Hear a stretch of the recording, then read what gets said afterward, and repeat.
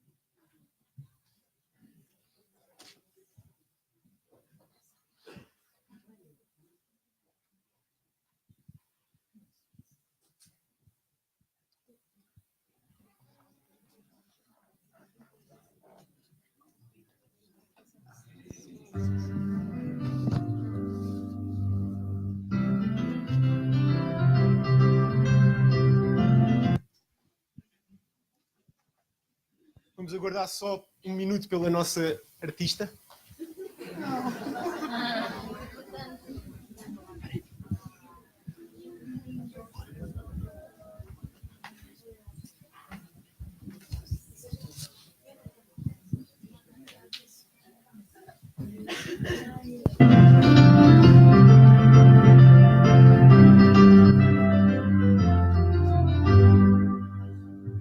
Cristo é a esperança, Cristo é a esperança, é a quem se satisfaz. Ele veio ao mundo para nos trazer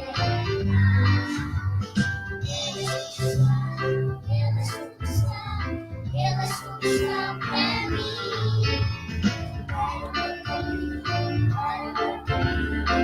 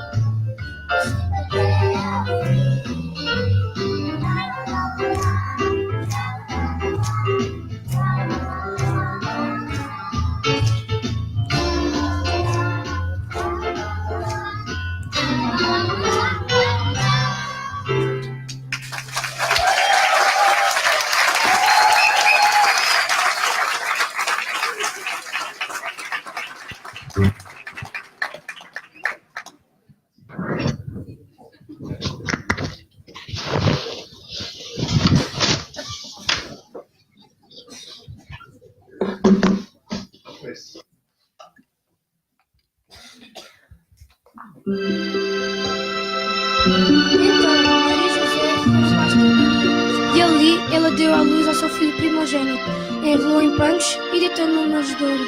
Naquele lugar haviam pastores que estavam no campo guardando seus rebanhos. Eles foram avisados por um anjo do Senhor sobre o nascimento de Jesus. Levantaram-se depressa para ver o menino e, quando voltaram, deram glória e louvor a Deus por tudo o que tinham visto e ouvido.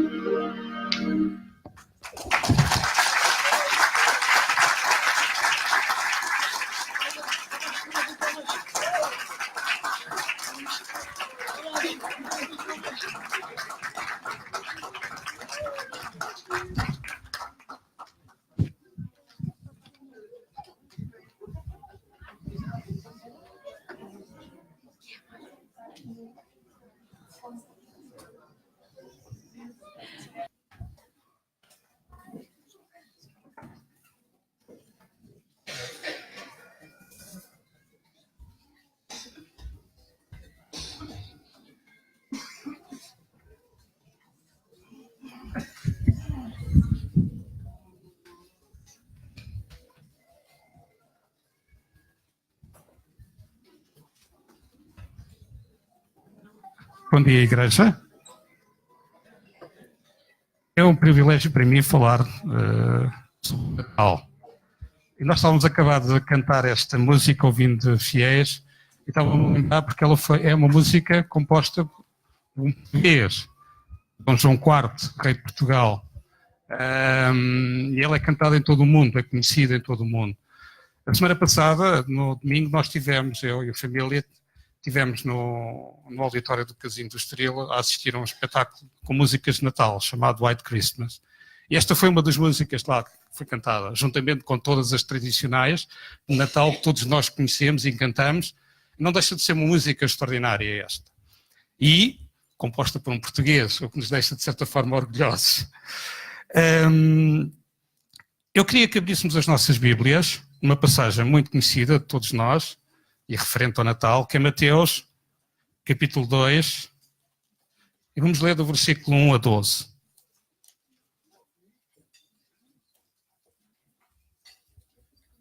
Mateus, capítulo 2, versículos 1 a 12.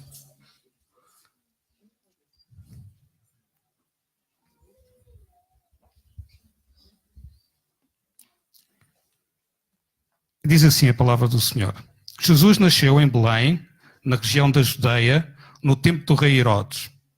Depois do seu nascimento, chegaram os sábios do Oriente a Jerusalém e perguntaram: onde está o rei dos judeus que acaba de nascer? É que nós vimos a sua estrela no Oriente e viemos adorá-lo. Quando ouviu isto, o rei Herodes ficou muito perturbado e com ele a população de Jerusalém. Mandou reunir todos os chefes dos sacerdotes, mais os doutores da lei, e perguntou-lhes onde haveria de nascer o Messias. Responderam: em Belém da Judeia, conforme o que o profeta escreveu. Tu, Belém, terra de Judá, não és de modo nenhum a menor que entre as terras principais da Judeia, porque de ti é que há de vir um chefe que será o pastor do meu povo, de Israel. Então Herodes chamou à parte os sábios e perguntou-lhes quando é que exatamente a estrela lhes tinha aparecido.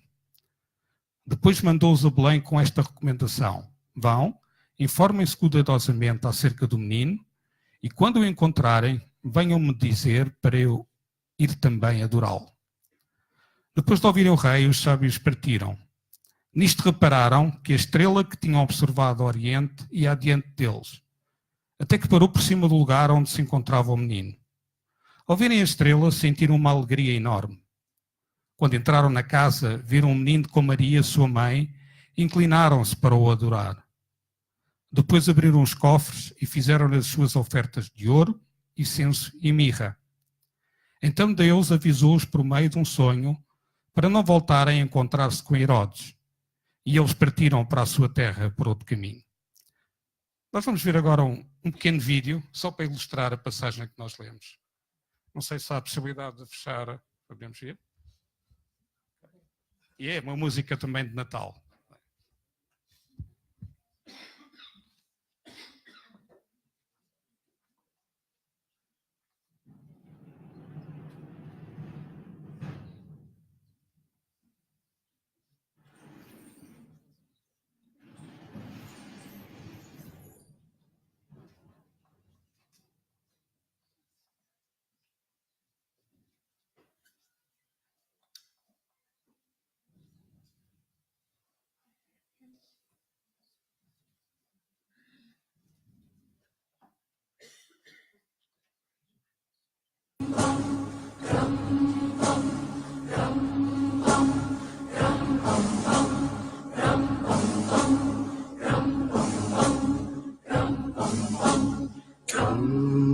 They told me, pum pum pum pum, and you born king to see, pum pum pum pum. Our finest gifts we bring, pum pum pum, to lay before the king, pum pum pum pum, pum pum pum. Pum pum pum. So to honor him, pum pum pum pum, when we come, baby Jesus, pum pum pum pum. I am a poor boy too, pum pum pum pum. I have no gift to bring, pum pum pum. That's fit to give the king, pum pum pum pum, pum pum pum, pum pum pum. Shall I play for you, pum pum pum pum, on my drum?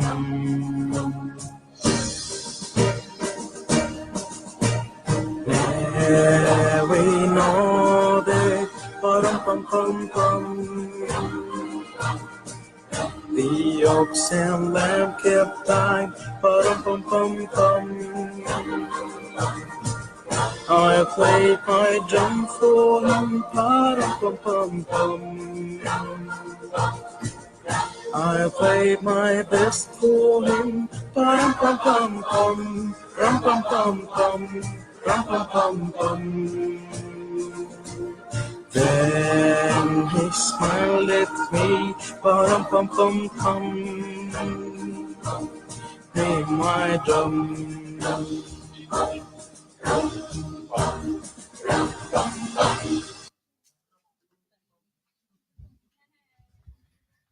Lembrei-me de passar este pequeno vídeo porque entre os grupos do WhatsApp que nós temos da nossa família, nós de vez em quando vamos trocando algumas mensagens.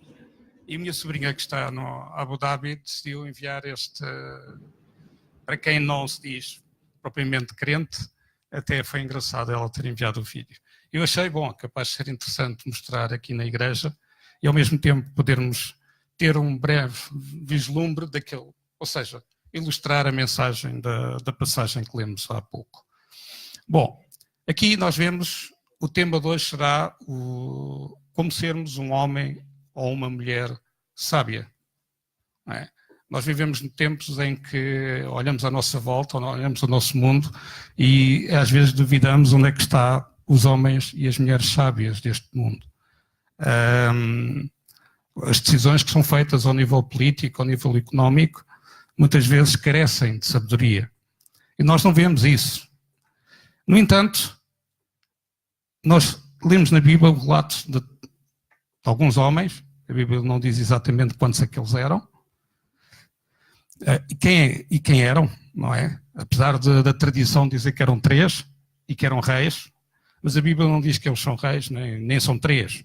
Sabemos que eles deram apenas 3 tipos de presentes, não é? Ouro, incenso e mirra. Por outro lado, este pequeno vídeo que nós vimos eles apresentarem-se, adorarem a Jesus na manjedoura. Também não é claro que eles apareceram no dia do nascimento de Jesus. Também não sabemos se eles vinham montados em camelos, como aparece aqui no vídeo. Não é? A única coisa que temos uma ideia é que eles seriam uma espécie de conselheiros reais, talvez do Oriente mais longínquo, da Pérsia, e que estudavam, deviam ser estudiosos da gastronomia, astrologia, ciência e outros assuntos. Aliás, isto faz-nos lembrar sempre o livro de Daniel, não é? E a palavra que é usada em Daniel para identificar os sábios é a mesma ideia que está aqui presente.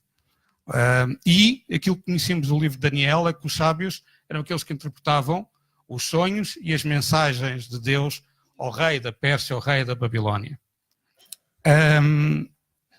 Agora, isso também leva, e podemos especular, não sabemos se é verdade, é uma especulação, talvez esses magos já tinham ouvido falar de Jesus antes, talvez através do profeta Daniel, daquilo que ele escreveu, aquilo que ele disse, talvez eles tinham convivido com os escritos de Daniel. De alguma forma, eles tinham algum conhecimento acerca do Messias judeu. E esta estrela especial que eles viram, Deus mostrou-lhes ou revelou-lhes a ele o nascimento do Messias e onde iria ocorrer. A estrela em si não deixa de ser um fenómeno sobrenatural. Não deixa de ser extraordinário ver que um rei especial foi anunciado através de uma estrela, não é? Mais ninguém na história da humanidade, o seu nascimento foi anunciado através de uma estrela. E ela apareceu exatamente como aconteceu no tempo de Israel, quando estava no deserto, tal como uma coluna de fogo ou a coluna a nuvem durante o dia, não é? Que acompanhava e guiava o povo de Israel durante o deserto. A única certeza que nós temos aqui é que eles responderam à estrela que viram, eles responderam à luz que Deus mostrou. E o que eles fizeram foi buscar o rei que ia nascer, o rei recém-nascido. E com um propósito bastante claro, como lemos no versículo 2, viemos adorá-lo. Este era o propósito destes sábios. Agora, a Bíblia diz se eles estavam, se era claro ou não, se eles estavam conscientes ou cientes de que o rei que ia nascer era de natureza divina. Não sei, a Bíblia não diz.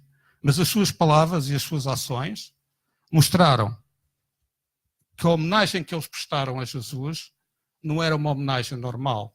Eles estiveram com Herodes e não prestaram essa homenagem, e Herodes era um rei. O que leva a nós a percebermos que eles deveriam claramente saber que este era o Messias recém-nascido, que tinha sido profetizado por Daniel. Aliás, Daniel escreveu no capítulo 7, no versículo 13 a 14, não vamos abrir, e que diz assim, que alguém semelhante a um filho do homem, a quem foi dada autoridade, honra e sabedoria, para que os povos de todas as raças, nações e línguas lhe obedecessem. O seu domínio não terá fim, o seu reino jamais será destruído. Apesar dos muitos obstáculos que eles encontraram, eles procuraram este reino recém-nascido, até que o encontraram.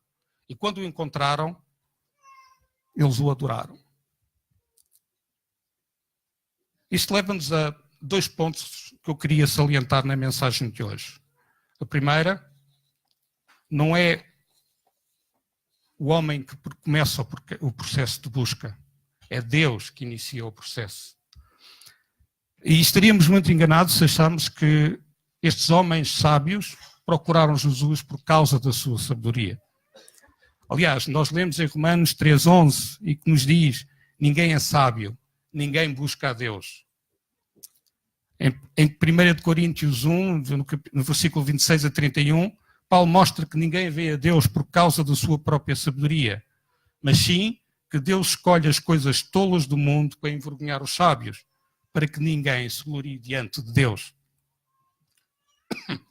A razão pela qual estes sábios procuraram Jesus foi porque Deus tomou a iniciativa e revelou-lhes de uma forma sobrenatural, e eles ligaram essa estrela ao nascimento do Messias. Mateus, nesta passagem, mostra-nos, de certa forma, que os judeus, na terra onde o Messias nasceu, que nasceu debaixo dos seus narizes, não é? Não o viram. E ao mesmo tempo, Mateus mostra que Jesus não é apenas o rei, o Messias dos judeus, é o rei de todas as nações, já como Daniel tinha profetizado. E também estaremos errados se concluíssemos que Deus usou um sinal nos céus, se validasse alguma forma da astrologia. Não, Deus é soberano. Deus controla a natureza, controla o universo. E se ele utilizou uma estrela, isto mostra simplesmente a sua graça para conosco. Pois quando Deus busca o pecador, ele acaba por descer ao nosso nível e aí encontrar-nos com cada um de nós. O segundo aspecto que eu queria salientar hoje é que os homens sábios e as mulheres sábias respondem a Deus quando Deus o busca a cada um de nós.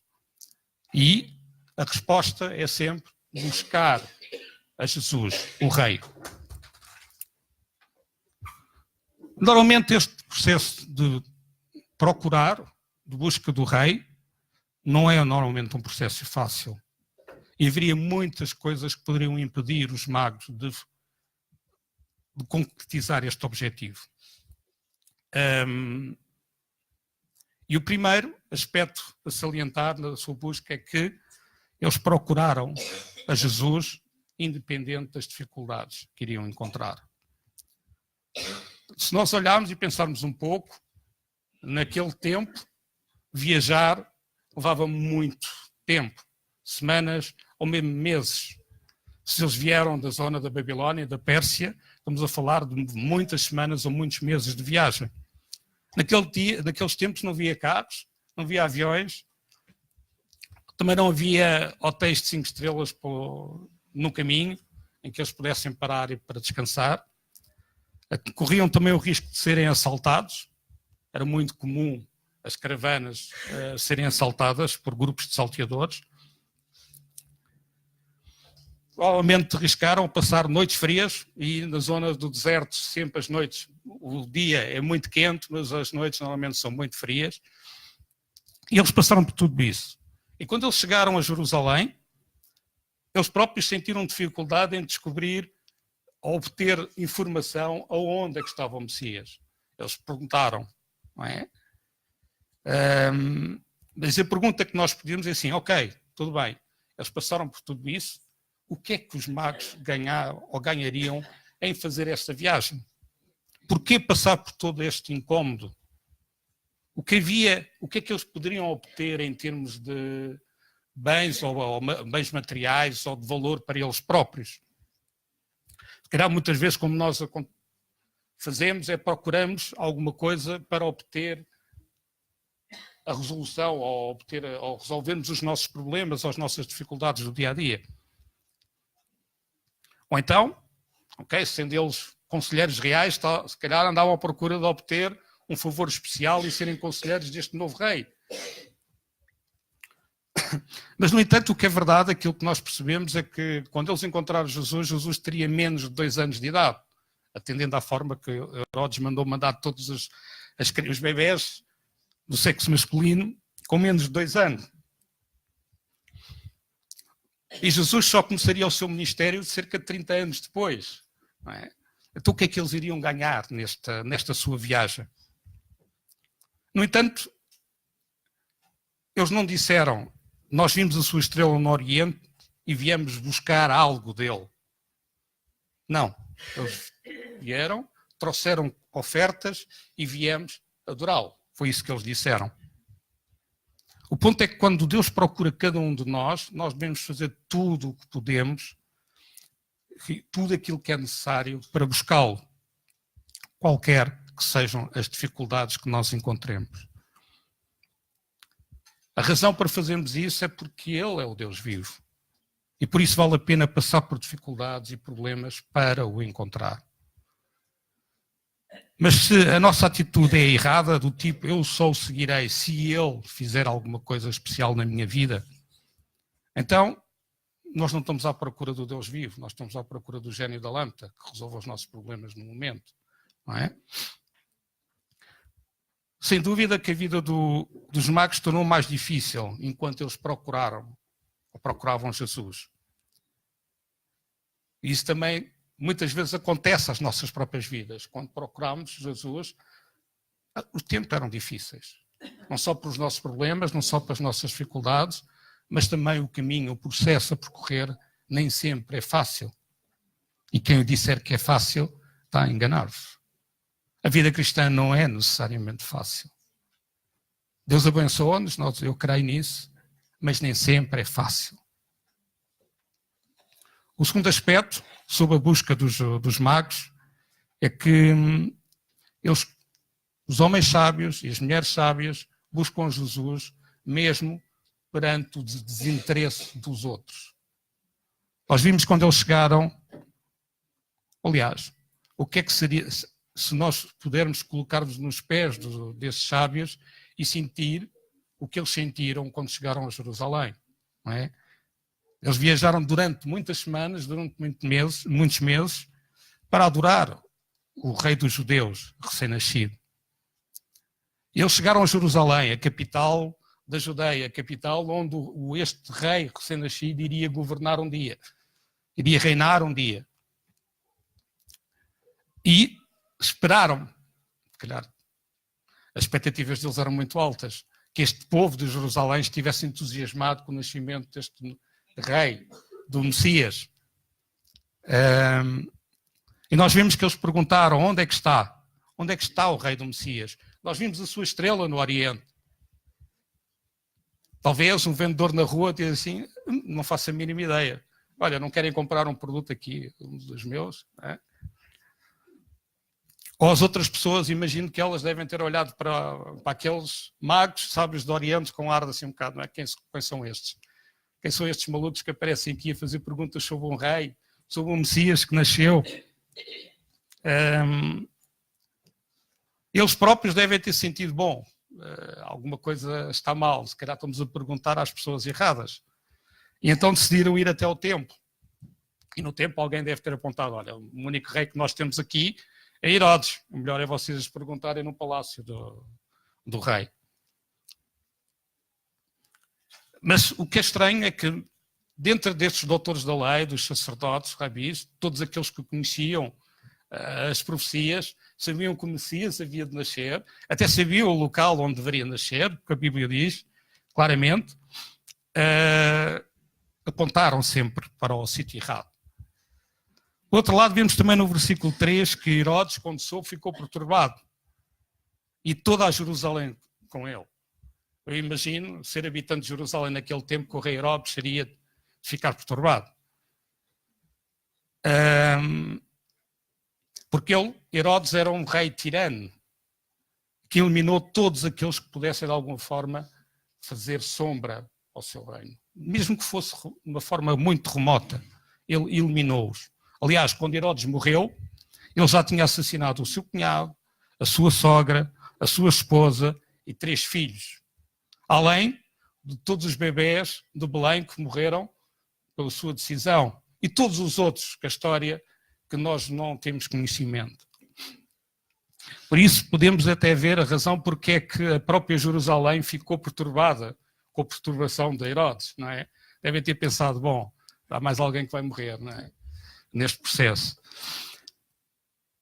Mas ainda assim nenhum dos líderes religiosos se preocupou em seguir os magos até Belém. Todos eles conheciam, sabiam que o Messias iria nascer. Eles poderiam dar as respostas corretas, sabiam as passagens onde estava profetizado que o Messias iria nascer. Mas eles não estavam minimamente interessados. E a viagem de Jerusalém a Belém não tem mais do que 8 quilómetros. Por isso não é uma viagem longa. Naquela altura fazia-se em pouco tempo. Mesmo naquele tempo, não é? Provavelmente o que é que os líderes religiosos pensaram? Bom, isto são um bando de fanáticos, não é? Que vieram de longe para ver um bebê que nasceu. Se calhar nós hoje, se isso acontecesse, se calhar iríamos pensar exatamente o mesmo, ou iríamos dizer o mesmo. Precisam de uma camada de malucos que vieram lá do Oriente para ir ver um bebê que nasceu. Mas apesar de tudo, apesar do desinteresse, da indiferença que eles encontraram, eles não desistiram e continuaram a procurar o rei recém-nascido. O desinteresse dos outros pode impedir-nos de buscarmos a Jesus. E, normalmente, o maior desinteresse, muitas vezes, vem daqueles que são religiosos, aqueles que até conhecem a palavra, aqueles que conhecem e já ouviram falar do Messias. Mas o que é verdade é que, normalmente, essas pessoas nunca submeteram as suas vidas ao Rei, ao Messias. Por isso, não devemos deixar que o desinteresse dos outros nos impeçam de procurar aquilo que Deus tem para cada um de nós. O terceiro aspecto na busca de Jesus é que os homens e as mulheres que são sábios buscam o Rei Jesus, apesar do desapontamento, apesar da decepção que nós encontramos ao longo do caminho. E mais uma vez aqui, nós devemos colocar nas sandálias, nos pés destes magos. E eu imagino, eu suponho, sendo eles sábios, eles viviam na corte, estavam habituados a ambientes reais, e depois de ver a estrela do rei dos judeus, recém-nascido, eles começaram a sua longa jornada. Imagino que eles tinham algumas expectativas. Nós, muitas vezes, quando apresentamos Deus, ou procuramos Deus, temos as nossas próprias expectativas. Normalmente temos expectativas, se calhar, demasiado altas. Afinal, quando se fala de um rei, as expectativas normalmente são elevadas, não é? Ou se alguém disser a cada um de nós, olha, hoje vocês vão ser recebidos pelo rei. Pode ser o rei de Espanha, pode ser o rei de um outro qualquer país. As nossas expectativas são elevadas. Vamos ser recebidos pelo rei, vamos ir ao Palácio Real.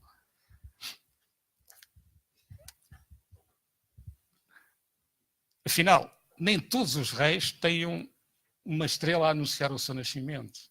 Não é? Logo, este teria que ser muito especial.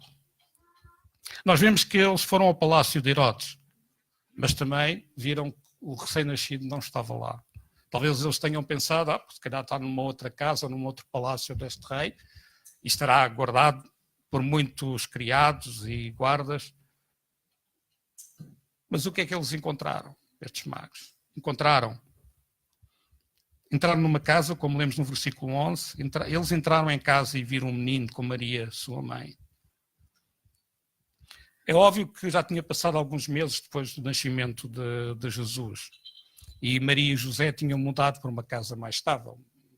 Não iriam viver toda a vida na manjedoura, obviamente. Não é? Mas mesmo assim, isto era uma casa comum, em Belém, de pais comuns, da classe trabalhadora, porque José era carpinteiro, e uma criança de aparência comum. Sem vestes extravagantes, sem criados, sem palácio, nada que sugerisse a realeza. E ainda assim, perante as expectativas que os sábios pudessem ter, eles ajoelharam-se e o adoraram.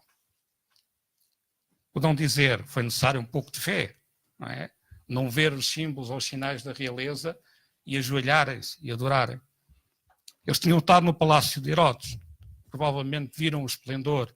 Herodes era o segundo homem mais rico do Império Romano, logo após César Augusto.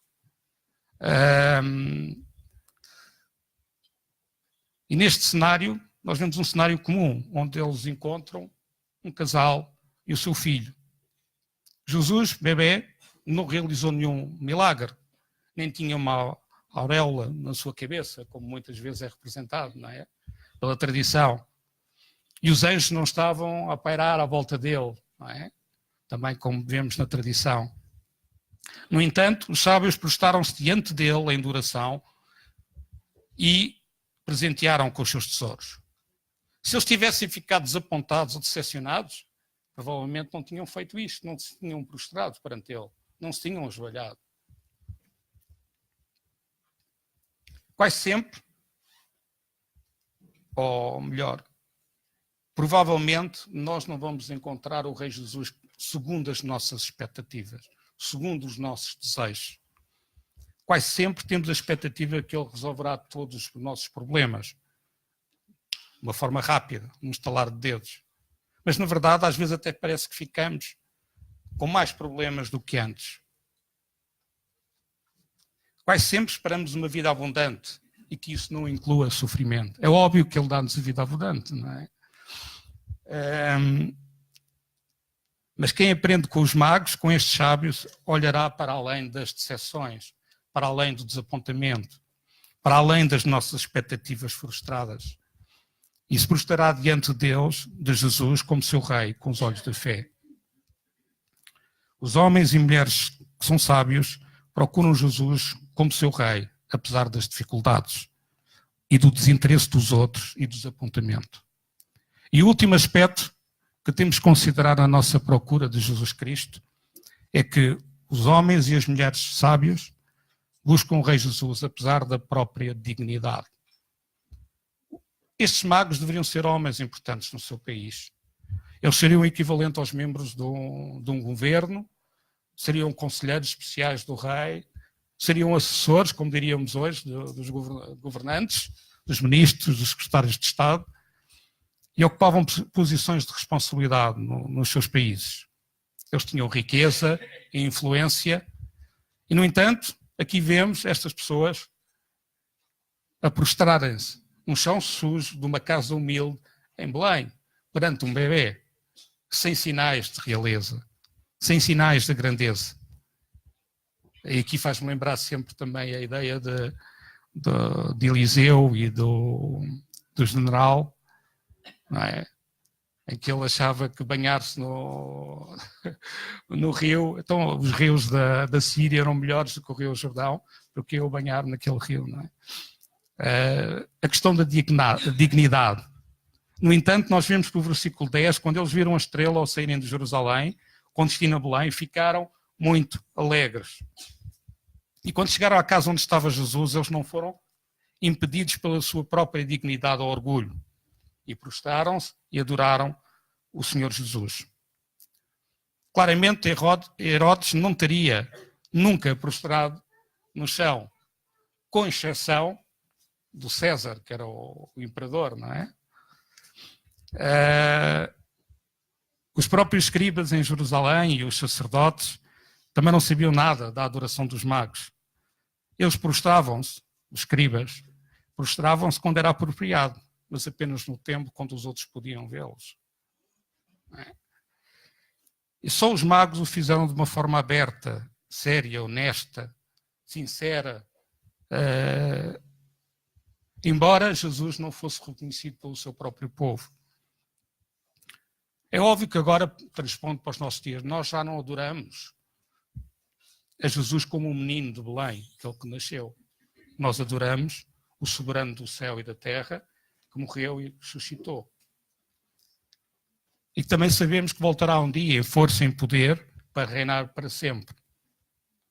Mas a nossa dignidade, o nosso orgulho, muitas vezes impede-nos de prostrar-nos perante o Filho de Deus.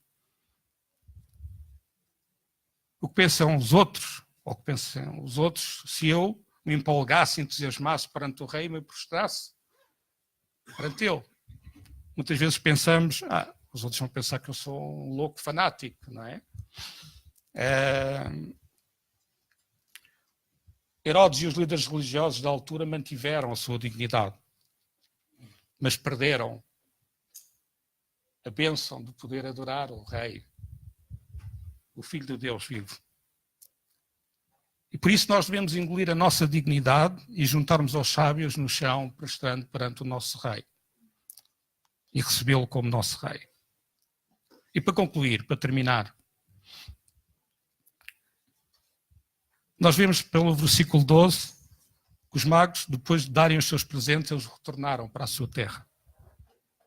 Se calhar hoje, muitas vezes, o que nós vemos aí é quando nós recebemos alguma bênção de Deus, não é? Ou alguém tem um privilégio, recebe algo muito extraordinário, é aquilo que faz, olha, escreve um livro, ou então monta ou constrói um santuário para que todos possam lá ir e reverenciar, digamos. É isso que nós vemos na nossa tradição, principalmente porque somos um país católico, não é? Essa tradição é comum. Mas eles voltaram para casa, calmamente, e seguiram com as suas vidas. A Bíblia depois não nos fala mais deles, não é? Mas imagino que eles voltaram, homens transformados. Homens que pela fé tinham visto o Rei e o tinham adorado. É isto que Deus quer que nós façamos no Natal. Na prática é isto, é o Natal. É responder à sua iniciativa de enviar o seu Filho e nós, em resposta, buscarmos a Jesus como nosso Rei.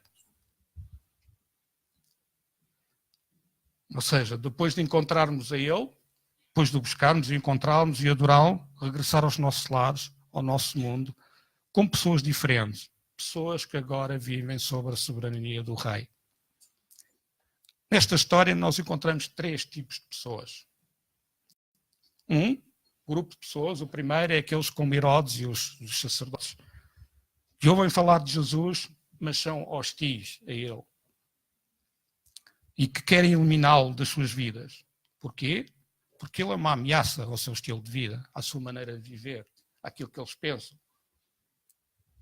Depois encontramos aquele segundo grupo, que são os sacerdotes e os escribas, judeus que tudo sabem sobre Jesus. Eles até conseguem citar de cor todas as referências bíblicas acerca dele, mas que lhes são completamente indiferentes e não saem ao caminho para ir à procura dele, para o buscar. E por último, aqueles como os magos, como os sábios. Eles responderam à luz que viram, através da estrela, e superaram todos os obstáculos para encontrarem o Salvador e se prostrarem aos seus pés. Esse terceiro grupo eram estes sábios, aqueles que procuraram Jesus como Rei. Se calhar a pergunta que eu faço é, talvez tu ainda não estás neste grupo, ainda não decidiste procurá-lo e fazê-lo, prostrar perante ele e adorá-lo. Até podes dizer, ok, está tudo certo, muito bem, então devemos esperar que Deus dê o primeiro passo. Mas também eu quero recordar, é que Deus já deu o primeiro passo, não é? Através de Jesus. E muitos dos que estão aqui já fomos à procura dele, já o buscámos e já nos prostramos perante ele. E se estás à espera que o primeiro passo é algo milagroso que Deus vai fazer, é mais uma estrela que vai aparecer no céu, então é melhor, utilizando uma expressão que agora é pouco politicamente incorreta, não é? Tira o cavalinho da chuva.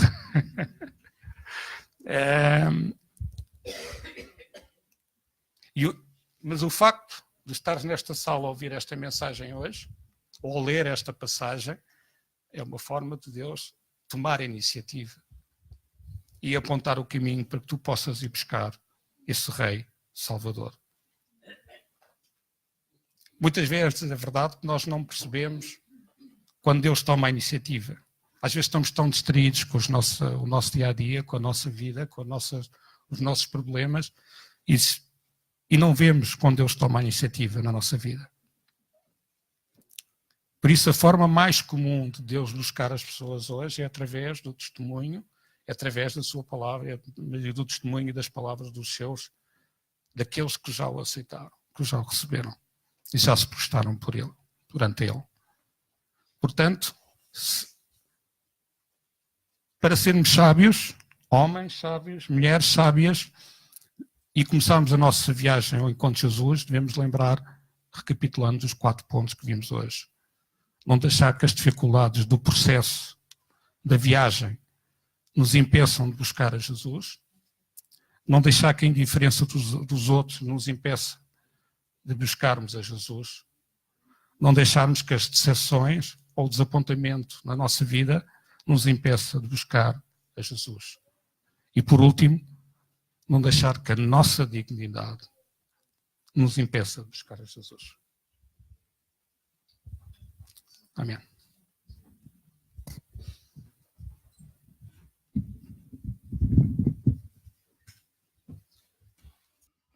Vamos terminar. Obrigado pela presença de todos. E gostaria que nós saíssemos daqui com algo muito especial na mente e no coração.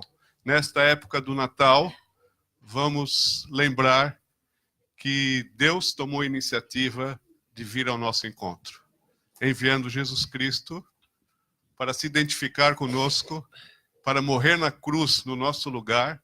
Ele ressuscitou, Ele está vivo e Ele continua a ser o Deus conosco. Jesus Cristo, nós de facto nos rendemos ao Rei Jesus. Que assim seja na vida de cada um. E obrigado por tudo que foi feito hoje, pelo ensaio com as crianças, pela apresentação das crianças, pelas músicas especiais. Estava tudo, o pequeno almoço hoje pela manhã, foi tudo feito com carinho e amor. E obrigado a todos que trabalharam. E obrigado pela presença dos nossos visitantes também. Vão em paz, Deus abençoe. E lembrando do Natal, Cristo, Deus conosco. Amém?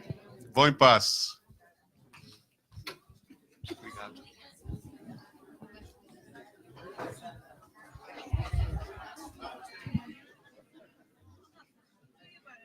Aham.